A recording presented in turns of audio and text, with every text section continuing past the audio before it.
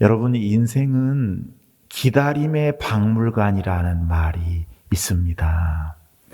인생의 모든 결정적인 전환점에 이 기다림이라는 마음의 정거장이 자리 잡고 있다는 말이에요. 임신해서 아이가 태어날 때까지의 기다림, 아이가 태어나서 옹알이를 하고 걸음마를 할 때까지의 기다림, 그 아이가 자라서 어린이 청소년이 되고 어엿한 성인이 되기까지의 기다림, 그리고 사랑을 찾고 직업을 얻고 인생의 진정한 소명을 얻을 때까지의 기다림 등등, 인생의 전환점마다 기다림이라는 것이 있어요. 그뿐이 아니에요. 보통 일상생활의 모습에서도 가벼운 기다림은 얼마든지 있습니다. 건널목을 건널 때 신호등이 바뀔 때까지의 기다림, 버스가 오기까지 기다림, 군대 간 자녀가 제대할 때까지의 기다림, 사랑하는 연인이 돌아올 때까지의 기다림 등, 인생은 온통 기다림의 연속이에요. 그래서 어떤 시인은 삶은 기다림의 시간들이 빚어낸 다채로운 문이다, 이런 말을 한 걸 제가 책에서 본 적이 있습니다. 그러면 기다림이라는 것이 왜 존재합니까? 아직 이루어지지 않았기 때문입니다. 기다림은 기다림의 내용, 기다림의 목적이 아직 성취되지 않았음을 뜻하는 거예요. 우리네 삶이 힘겨운 것은 이 기다림의 내용, 기다림의 목적이 아직 실현되지 않았기 때문이고, 그래도 또 우리의 삶이 아름답고 의미가 있는 것은 뭔가를 기다릴 수 있다는 그 소망 때문입니다. 기다릴 때 막연히 기다리는 것이 아니라 기다리는 동안에 그 기다림의 내용을 준비하고 기다릴 때 인생이 보람이 있고 열매가 있는 것이지요. 준비하는 인생이 슬기로운 인생인 것입니다.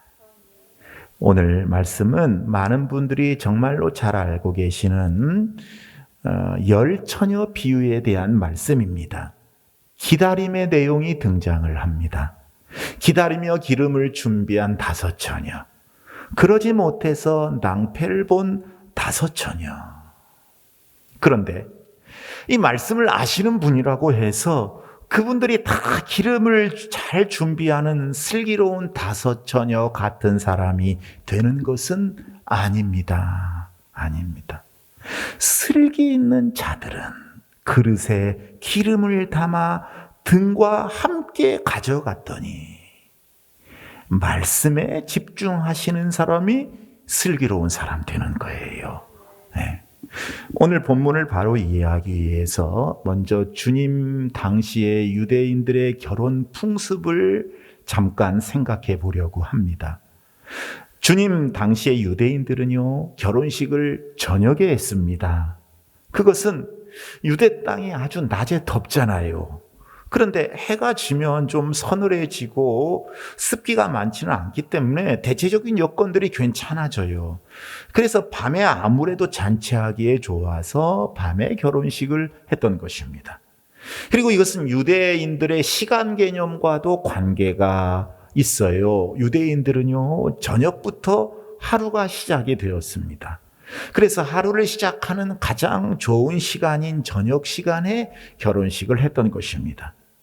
이스라엘 사람들은 한 사람이 결혼을 하게 되면 온 동네 사람들이 마치 자기 가족 결혼처럼 생각하고 모여서 약 일주일 동안 잔치를 합니다. 여러분, 예전에 우리가 시골에서 잔치하는 것을 보면요, 손님들이 잔치집에 와가지고 음식을 먹고 또 갈 때 음식을 많이 싸가기도 하잖아요. 또 음식을 먹고 갔어요.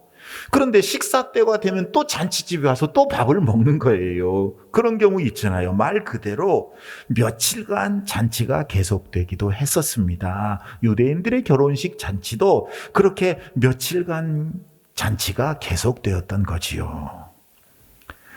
신랑 되는 사람이 자기 친구들과 함께 어울려서 여러 시간을 즐기다가 밤중에 신부의 집을 향해 행진함으로 결혼식이 시작이 됩니다. 한편 신부 측에서는 신부가 자기 친구들과 함께 언제 도착할지 모르는 신랑을 기다리게 됩니다.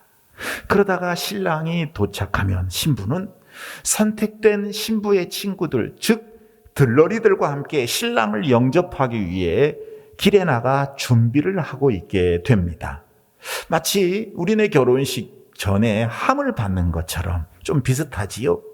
그런데 밤은 깊어가고 하늘의 별들은 하나둘씩 더 빛나가건만 신랑의 행차가 의외로 늦어지는 경우가 왕왕 있었어요.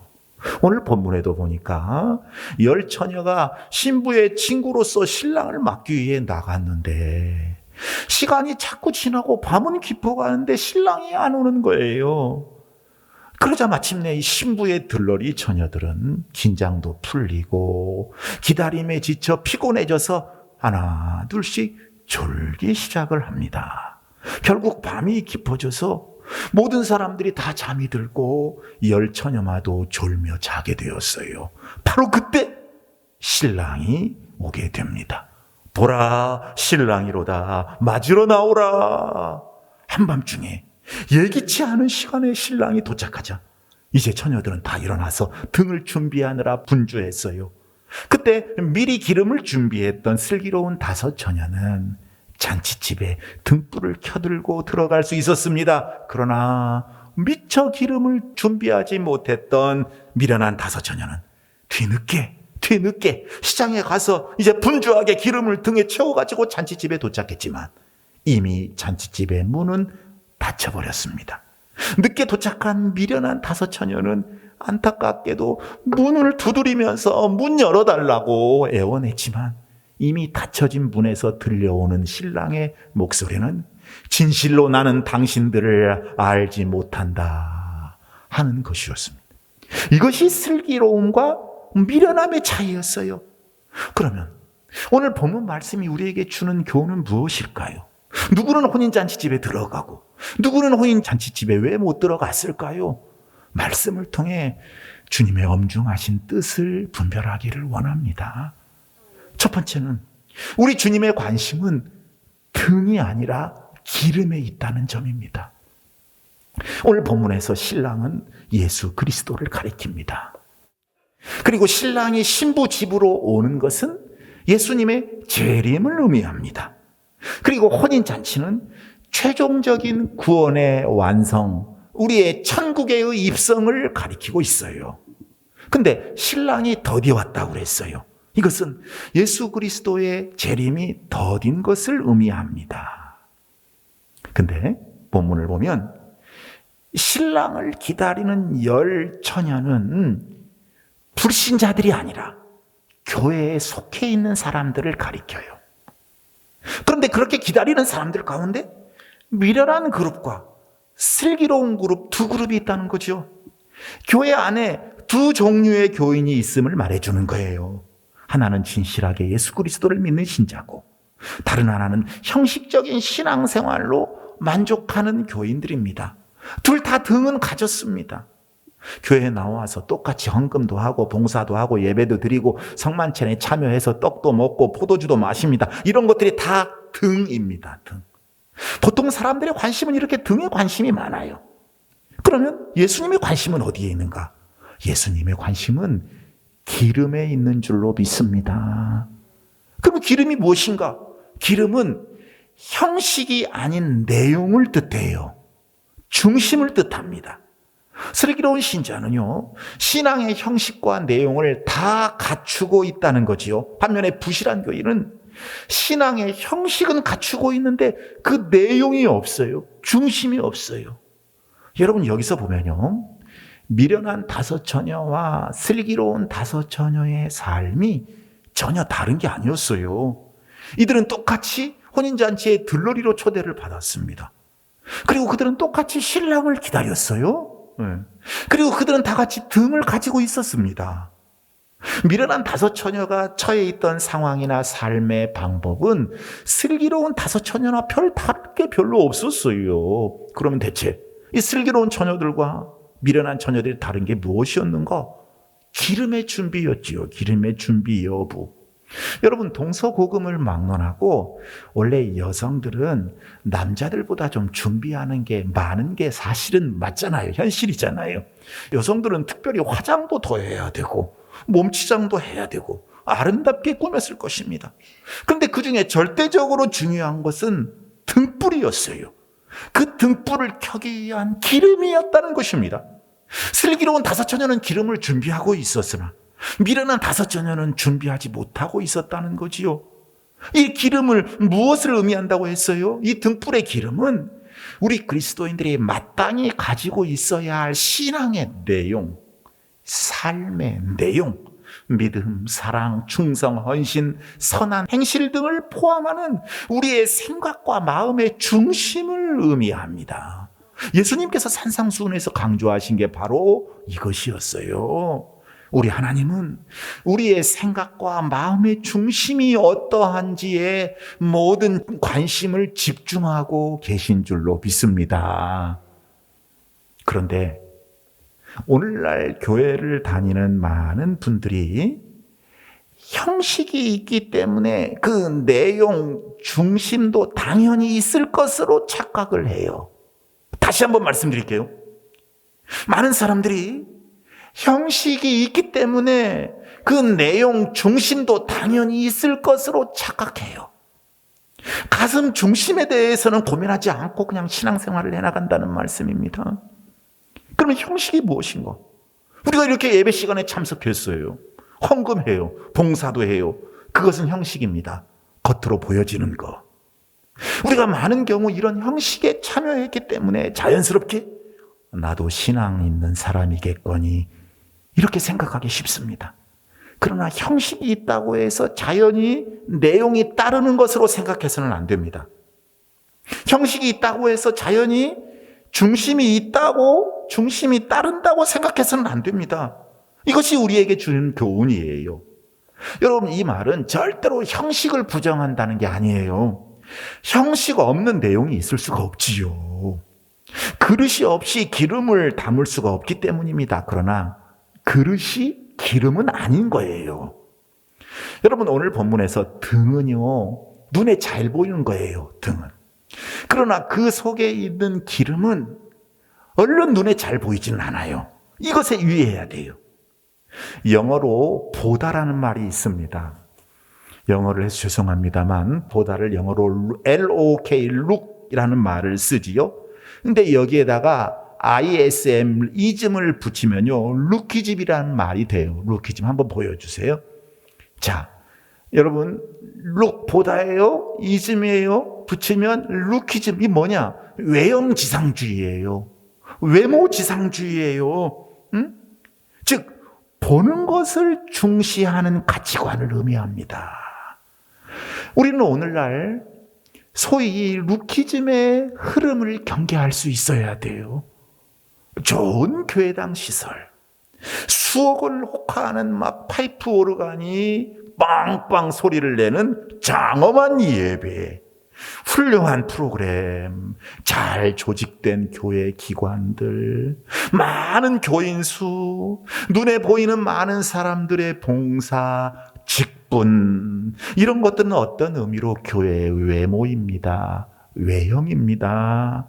현대교회는 이런 것들에 관심이 많고, 그래서 그 어느 시대보다 잘 갖추어진 외적인 모습을 지향하고 있어요.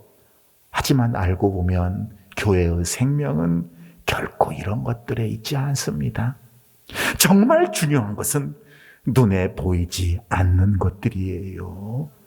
그 속의 내용, 중심, 다시 말해서 진실한 믿음, 하나님과의 참된 교제, 순종의 바른 삶, 성령의 능력, 사랑의 힘, 사모하는 마음, 이런 것들이 있어야 한다 하는 사실이에요.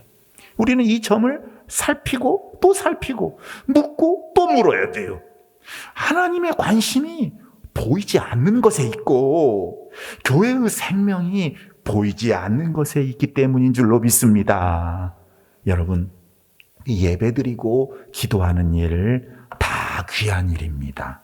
봉사하고 활동하는 거 얼마나 중요한지 모릅니다. 우리가 주님을 섬기기 위해 목사가 되고 장로가 되고 권사가 되고 이 직분을 맡는 건 너무너무 중요합니다. 하지만 이 모든 것이 등이라는 사실을 잊지 마십시오. 보다 중요한 것은 등에 기름이 있어야 한다는 말씀이에요.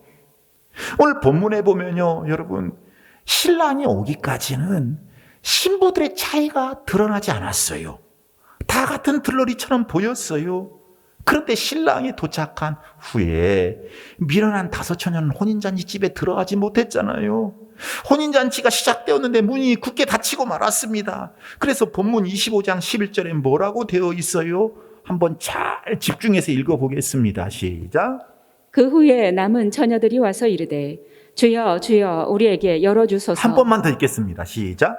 그 후에 남은 처녀들이 와서 이르되 주여 주여 우리에게 열어주소서. 자, 이게 혼인잔치에 참여하지 못한 사람들의 소리예요. 자, 그러면 이 말씀과 비슷한 말씀이 있어요. 마태복음 7장 21절 말씀 보겠습니다. 나더러 주여 주여 하는 자마다 다 천국에 들어갈 것이 아니요 다만 하늘에 계신 내 아버지의 뜻대로 행하는 자라야 들어가리라. 여러분, 주여 주여 하기만 하는 것이 바로 형식만 있고 알맹이가 없는 경우인 거예요. 겉모습만 있고 가슴 마음은 없는 경우인 거예요. 그런데 많은 사람들이 믿음으로 구원받는다는 가르침에는 감격하는데 그 믿음이라는 것은 신실한 삶을 통해서 표현된다는 것을 잊고 살아요.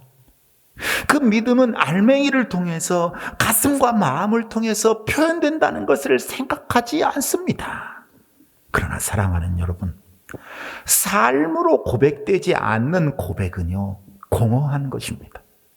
진정 알맹이가 없는 건 믿음은 믿음이 아닌 거예요. 그러므로 여러분들은 내용이 풍성한 성도님들, 신앙의 진짜 알맹이들을 가지신 삶으로 번역되고 삶으로 표현되어 나오는 그런 믿음을 가지시기를 간절히 축복합니다. 이런 성도가 슬기로운 성도예요. 이런 성도가 슬기로운 성도예요. 두 번째로, 신앙의 삶은요, 누구도 대신해 줄 수 없다는 교훈을 줍니다. 밤늦게 신랑이 도착했어요. 신랑이 도착했다는 전가를 받자마자 미련한 다섯 처녀는요, 등을 보았어요. 등불이 꺼져가고 있네요. 기름이 넉넉하지 않았던 거예요. 그래서 그들은 슬기로운 다섯 처녀에게 기름을 빌려달라고 부탁을 합니다. 이 어리석은 다섯 처녀는요, 기름을 빌릴 수 있을 것으로 착각하고 있었던 거예요. 그런데 슬기로운 다섯 처녀는 어리석은 이 처녀들의 부탁을 매정하게 거절을 합니다. 25장 9절에 보니까 슬기 있는 자들이 대답하여 이르되 우리와 너희가 쓰기에 다 부족할까 하노니 차라리 파는 자들에게 가서 너희 쓸 것을 사라 하니. 여러분, 얼른 볼 때 지혜로운 처녀들이 좀 너무 인색해 보이지 않는가요? 좀 나눠주면 어때요? 그러나 이 비유에서 주님께서 교훈하시고자 하는 게 있어요. 신앙의 내용이란 빌릴 수가 없다는 것이지요. 신앙의 가슴이란 빌릴 수가 없다는 것을 교훈하시기 위함입니다. 천국은 그렇게 빌려서 갈 수 있는 곳이 아니라는 거예요. 오늘 본문 마태복음 25장 1절 시작의 말씀을 보니까 그때 천국은 마치 등을 들고 신랑을 맞으러 나간 열 처녀와 같다 하리니, 이렇게 시작을 하고 있어요. 오늘 말씀은 예수님께서 천국을 지향하는 이들에게, 천국을 가고 싶어하는 이들에게 요구되는 엄중한 삶의 자세를 가르치시기 위한 말씀이에요. 천국은 모두에게 개방되어 있지만 그렇다고 누구나 다 쉽게 들어갈 수 있는 곳이 아니라는 것을 깨닫게 하시기 위함인 거예요. 천국은 다 모두 다 들어가고 싶어 하지만 그렇게 자기 생각대로만 한다고 들어가는 곳이 아니라는 것을 가르쳐 주시기 위함입니다. 그런데 여러분, 신앙생활을 하지 않는 분들에게 전도를 해보면요, 어떤 분들은 자기 아이들이 신앙생활하고 자기 와이프가 신앙생활하는 것을 자기가 하는 것으로 착각하는 분들이 제법 있어요. 그냥 괜히 든든해요. 자기는 신앙생활을 안 해도 덤으로 묻어서 천국 갈 것으로 막연히 생각하는 것 같습니다. 그러나 잘못된 생각이지요. 구원은 개인의 믿음이에요. 믿음은 나누어 줄 수 있는 게 아니에요. 중심은 신앙의 내용을 누구에게 대신 나누어 줄 수가 없습니다. 여러분, 살을 맞대고 몇십 년간 함께 동고동락했던 부부도 세상을 떠날 때는요, 함께 못 가요. 나 혼자 가는 거예요. 여러분, 생각해 보셨습니까? 나누어 줄 수 없는 것입니다. 그래서 여러분, 하나님에게는 자녀만 있지 손자는 없다. 기억하시는가요? 우리가 인간적으로 말하면 내가 하나님 아버지 이렇게 부르면 내 아들은, 내 자녀는, 딸들은 하나님 할아버지 이렇게 불러야 되는데 그렇게 안 하잖아요. 내 아들도 하나님 아버지라고 부릅니다. 그것은 우리 한 사람 한 사람이 개인적으로 예수 그리스도에 대한 고백을 통해서 하나님의 자녀가 되는 것이기 때문입니다. 자, 그러면 어떻게 해야 되는가? 예수님을 나의 주, 나의 하나님으로 고백하고 그 고백을 삶으로 나타내야 합니다. 내 마음의 신실한 신앙을 삶으로 번역해서 표현해야 되는 거예요. 그리고 우리 자녀들을 위해 기도해야 되지요. 가족들을 위해 기도해야 됩니다. 그들이 경제적으로 잘 못 산다고 해서 슬퍼하는 것보다, 그들이 육체적으로 문제가 있다고 해서 건강하지 못하는 것 때문에 우는 것보다, 그들의 영혼 구원을 위해서 경각심을 가지고 하나님께 매달려야 하는 것이지요. 이웃들을 위해 눈물로 기도해야 됩니다. 여러분들에게 이런 주님의 은혜가 있기를 축원합니다. 끝으로 세 번째, 주님과의 만남은요, 애구 없이 이루어지는 것이기 때문에 종말을 늘 준비하는 그리스도인이 되어야 돼요. 여러분, 종말에는 주 예수 그리스도의 재림, 즉 우주적인 종말이 있고 또 개인적인 종말, 즉 죽음이라는 게 있습니다. 그런데 예수님께서 재림하실 때는 이제 구원주로 오시는 것이 아니라 심판주로 오십니다. 심판하러 오세요. 양과 염소를 심판하시고 선과 악을 심판하실 것입니다. 믿는 자와 불신자, 구원받은 자와 멸망할 자를 심판하십니다. 그런데 중요한 것은 예수님께서 재림주로 오실 날을 아무도 모른다는 거예요. 마태복음 24장 36절에 보니까 그날과 그때는 아무도 모르나니 하늘의 천사들도 아들도 모르고 오직 아버지만 아시느니라. 여러분, 오늘 본문의 관건은 올 신랑이 더디어 오는 것이 문제였어요. 그런데 신랑이 몇 시에 오겠다고 하고 나서 더디어 오는 것이 아닙니다. 예수님께서 언제 오리라고 하신 약속을 늦추셨다는 것이 아닙니다. 예수님이 더디 오신다고 하는 것은 사람의 생각이에요. 사람들이 기다리고 기다렸던 때보다 늦게 오신다는 뜻이잖아요. 그잖아요. 그럼 여러분, 사람들이 기대하고 기다렸던 때는 어떻게 계산이 되는가? 어떻게 계산이 되는가? 우리의 경험과 욕심과 이성과 배경에 근거한 계산을 합니다. 사람들이 자기 나름대로 계산을 하는 거예요. 생각하는 거예요. 본문에 기름이 없어 낭패를 보았던 5 처녀들도 신랑이신 주님이 오실 시기를 짐작하며 잔뜩 기대했을 것입니다. 대단히 중요한 것은 그들이 처음부터 기름이 없는 빈 등을 가져온 것은 아니라는 거예요. 마태복음 25장 8절 읽어보겠습니다. 미련한 자들이 슬기 있는 자들에게 이르되 우리 등불이 꺼져가니 너희 기름을 좀 나눠달라 하거늘. 그들의 등불도 처음에는 켜져 있긴 했습니다. 그들도 모두 기름을 준비하긴 했는데 예수님이 언제쯤 오실 것이라고 하는 자기들의 생각대로, 자기들의 계산대로, 자기들의 판단대로, 자기들의 경험대로 기름을 준비하다 보니까 자신이 생각에 빠질 것이라고 착각하면서 자신의 생각과 자신의 방법을 과신하다 보니 주님이 오시는 결정적인 그 순간에 기름이 떨어지고 만 거예요. 신랑 되신 예수께서 오시는 날은 천사도 모르고 아들도 모르고 아무도 모르는데 말입니다. 예수님은 도둑같이 오신다고 했는데 말입니다. 무슨 말씀이에요? 도둑같이 오신다는 게 대비하고 있지 않을 때 오신다는 거지요. 도둑이 예고하고 와요? 안 그렇잖아요. 대비하지 않고 있을 때. 여러분은 예수님의 재림을 대비하고 계시는가요? 묻습니다. 하나님이 여러분에게 묻고 계세요? 여러분은 예수님의 재림을 준비하고 계십니까? 아닙니까?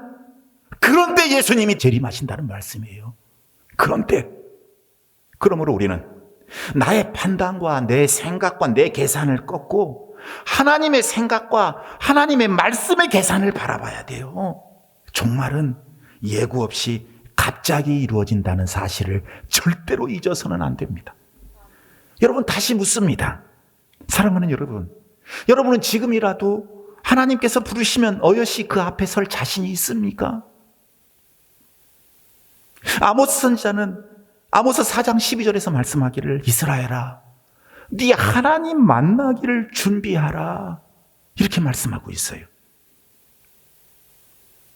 태평양 한가운데 조그만 섬이 있었는데 그곳에는 오래전부터 내려오는 풍습이 있었다고 합니다. 항해를 하다가 풍랑을 만나서 그 섬으로 어떤 사람들이 표류해 오면 이 원주민들이 바깥 세상의 정보를 알기 위해서 표류된 사람을 1년 동안 왕으로 등극시켜주는 풍습이었습니다. 그러나 1년이 지난 후에는요, 왔던 그대로 다시 보냅니다. 널빤지를 타고 왔으면 널빤지 태워서 보내고, 조각배를 타고 왔으면 조각배를 태워서 그냥 보내는 거예요. 그런데 어떤 사람이 풍랑을 만나서 간신히 스티로포를 타고 그 섬에 도착했어요. 그러자 그 섬의 원주민들이 우르르 나와서 그 사람의 옷을 벗긴 후 이제 잘 보관하고 타고 왔던 스티로폴도 잘 닦아서 보관을 했어요. 당신은 1년 동안 이곳에서 왕입니다. 무슨 일이든지 할 수 있고 무슨 일이든지 시킬 수 있습니다. 그러나 한 가지 조건은 내년 오늘 이 옷을 입고 이 스티로폴을 타고 떠나야 합니다. 그러자 표류된 사람이 말을 합니다. 벌써 왕이나 된 듯한 말씨가 달라졌어요.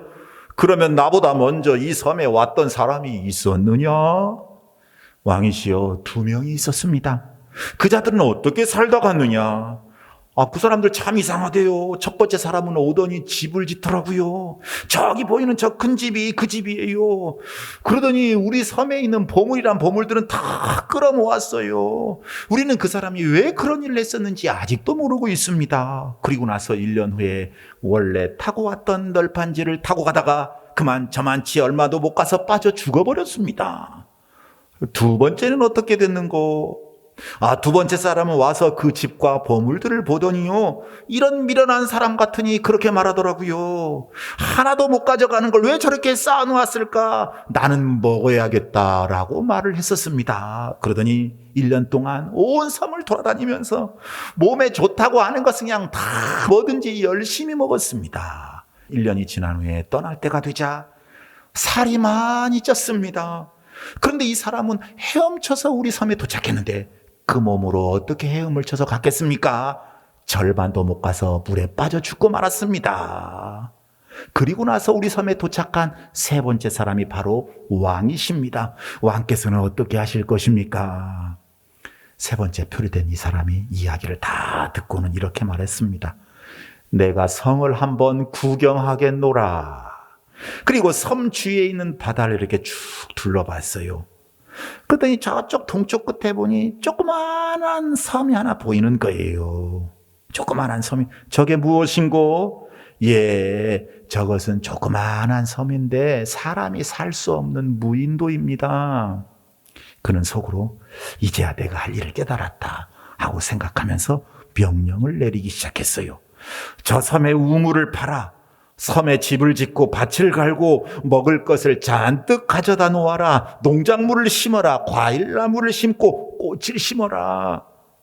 그는 1년 동안 일만 열심히 했습니다. 1년이 지난 후 그는 처음에 타고 왔던 아이스박스를 타고 떠나야 하는 날이 됐어요. 스티로폴 타고. 그러는 자신이 준비해 놓은 섬으로 떠나게 되지요. 안전하게 도착했습니다. 그는 갈 곳이 있었던 것입니다. 자신이 떠나갈 수밖에 없는 머물렀던 그 섬에는 이 사람은 투자하지 않았어요. 먹고 노는 것에는 투자하지 않았어요. 대신 자신이 장차 갈 곳에 모든 것을 투자했습니다. 심었습니다. 노력했습니다. 참 슬기로운 준비 생활을 한 거지요. 여러분, 이렇게 슬기로운 사람은요, 잠시 있다가 떠날 곳에 투자하지 않습니다. 잠시 있다가 떠날 곳에 투자하는 사람은 정말로 멍청한 사람들이에요. 멍청한 사람들이. 장차 가서 영원히 거할 그곳에 투자하는 사람이, 그곳에 갈 것을 준비하는 사람이 슬기로운 사람이지요. 우리는 하늘나라 고향에 갈 준비를 열심히 해야 할 줄로 믿습니다. 사랑하는 여러분, 그리스도인이라면 깨어 있어서 준비해야 돼요. 오늘 본문 13절의 마지막에 그렇게 되어 있잖아요.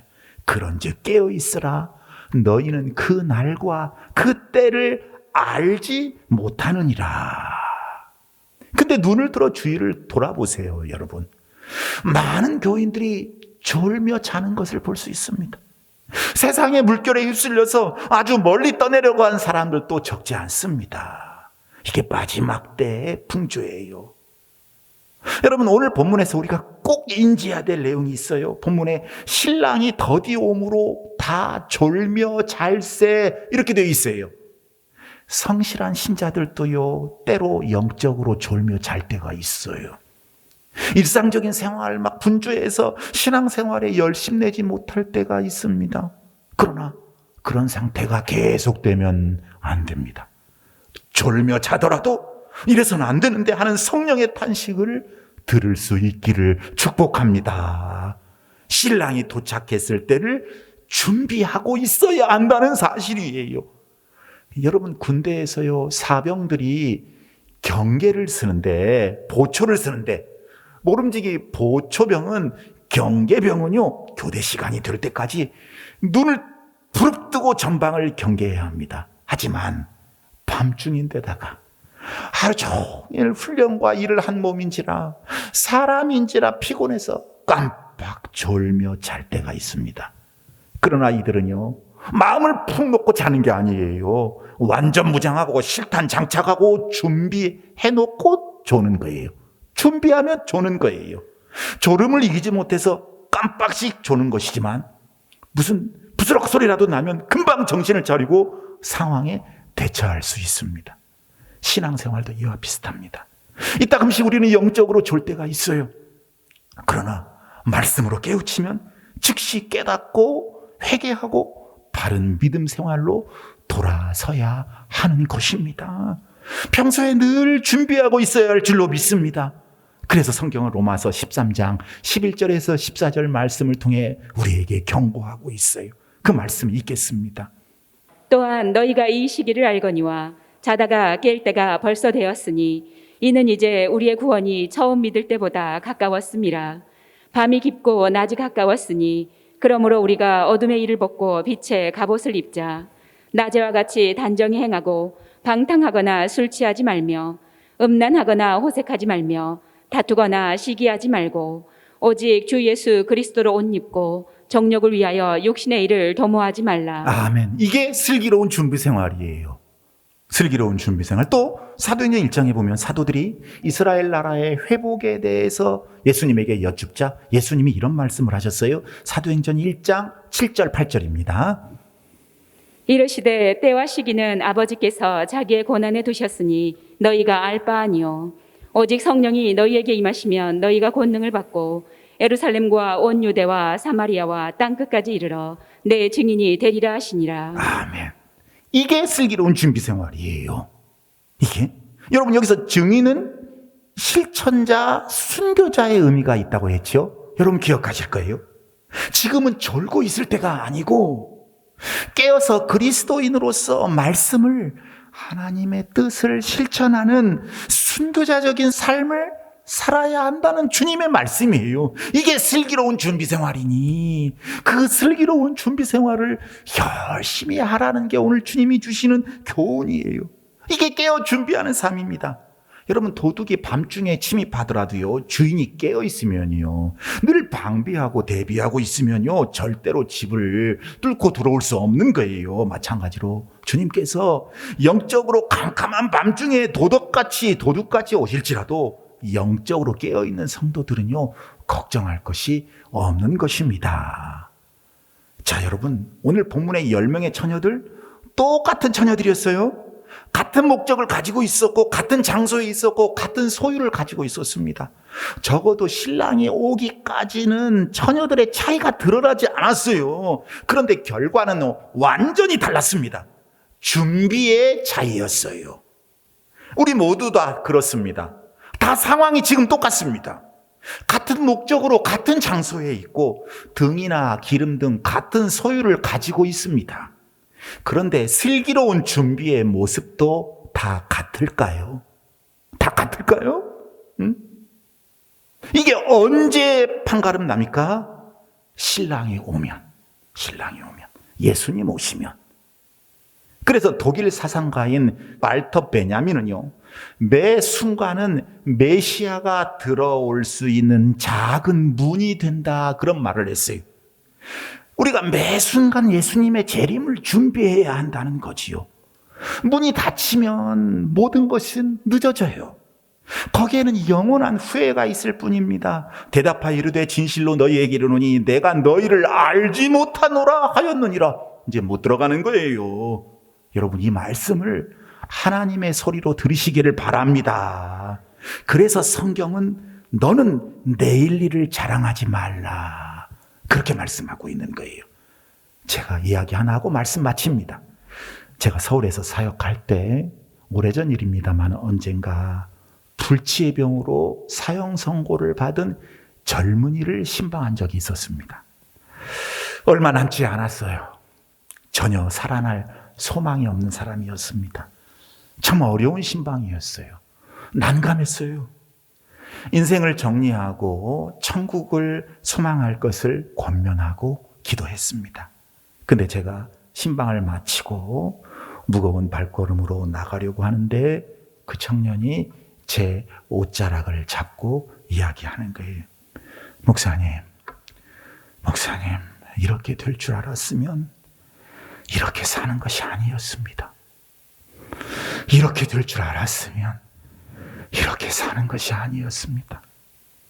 제가 그 말에 아무 대답도 할 수가 없었어요. 여러분, 언제 내 인생이 끝날지 아무도 모릅니다. 그러나 아직은 기회가 있습니다.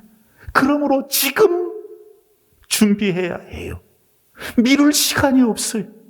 내 계산으로 착각해서는 안 돼요. 언제나 기름을 준비할 수 있다는 사실이 이 미련한 다섯 처녀로 하여금 오히려 기회를 놓치게 했는지도 모른다. 이 사실을 여러분 기억하십시오. 우리는 이 미련한 다섯 처녀처럼 돌이킬 수 없는 과오를 범해서는 안 됩니다. 준비하는 생활, 깨어있는 생활, 이게 슬기로운 그리스도인의 준비 생활이에요. 모쪼록 여러분, 슬기로운 준비 생활을 다 잘 하셔서 주님 언제 오시더라도 등불을 밝히 켜서 할렐루야, 아멘, 주 예수여 어서 오시옵소서 하고 주님을 영접할 수 있는 참으로 지혜롭고 슬기로운 성도가 다 되시기를 다시 오실 예수님의 이름으로 축복합니다. 축복합니다. 찬송하겠습니다.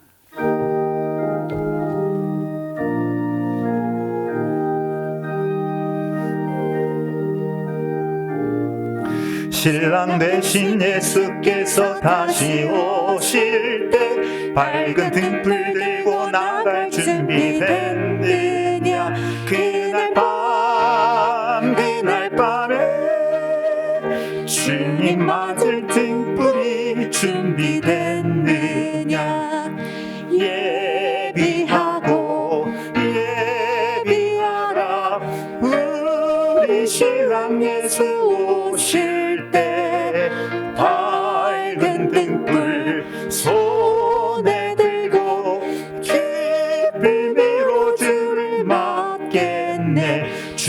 나와 맞으라는 소리 들릴 때 기뻐하며 주를 맞이할 수 있네. 아멘. 그날 밤에 주님 맞을 등불이 준비된 아멘. 예비하고 예비하라. 우리 신랑 예수 오실 때 밝은 등불 손에 들고 기쁨으로 주를 맞겠네. 항상 깨어 기도하며 거룩한 기름 준비하지 않고 주를 맞지 못하리. 그날 밤에 주님 맞을 등불이 준비됐느냐. 예비하고 예비하라. 우리 신랑 예수 오실 때 밝은 등불 손에 들고 기쁨으로 주를 맞겠네. 그날 밤에 영화로운 혼인잔치에 기뻐하며 할렐루야 찬송 부르리. 그날 밤에 주님 맞을 등불이 준비됐느냐. 예비하고 예비하라. 우리 신랑 예수 오실 때 밝은 등불 손에 들고 기쁨으로 주를 맞겠네. 아멘.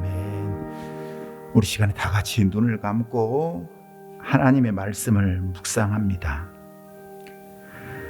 벌써 2022년 한 달이 다 지나갔습니다. 세월이 화살처럼 날아가요. 여러분, 오늘 말씀 기존에 아는 말씀이지만 주님이 다시 그 말씀을 주십니다. 왜 그러실까요? 내가 아직도 준비를 못하고 있기 때문은 아닐까요? 저와 여러분에게 준비할 게 무엇이 있습니까? 여러분, 기회를 놓쳐서는 안 됩니다. 이 시간 말씀을 생각하면서 하나님 앞에 기도하십시다. 내 모습을 반성하며 기도하십시다. 과연 내게 형식 속에 담긴 신앙의 중심이 있는가? 하나님께서 인정하시는 이 영적 알맹이를 내가 가지고 있는가? 아니면 껍데기만 있고 기름은 너무너무 부족한가? 준비하며 살고 있는가? 이 시간에 우리가 말씀을 생각하면서 우리의 부족함을 하나님 앞에 회개하고, 하나님, 제가 이제는 슬기로운 준비 생활을 꼭 열심히 하며 살겠습니다. 제 생각으로, 제 판단으로, 제 계산으로 생각하지 않고 주님 언제 오시더라도 기름을 풍성하게 준비해서 밝은 등불을 켜고 주님 맞이할 수 있도록 이 세상 미련 두지 않고 깨어서 우리 주님의 재림을 준비하며 살겠습니다 라고 다짐하는 헌신의 기도를 하나님 앞에 드리도록 하겠습니다. 기도하겠습니다. 하나님 아버지, 감사합니다. 아버지여, 주일 강단을 통해서 놀라운 은혜의 말씀 주셔서 정말로 고맙고 감사합니다. 아버지 하나님, 우리 모든 성도들이 슬기로운 준비 생활을 잘하게 하여 주시옵소서. 준비하지 못했던 것들 용서해 주시고, 내 생각으로 계산했던 것들 용서하여 주시옵소서. 아버지 하나님, 항상 깨어서 주님의 증인으로 살고 열심히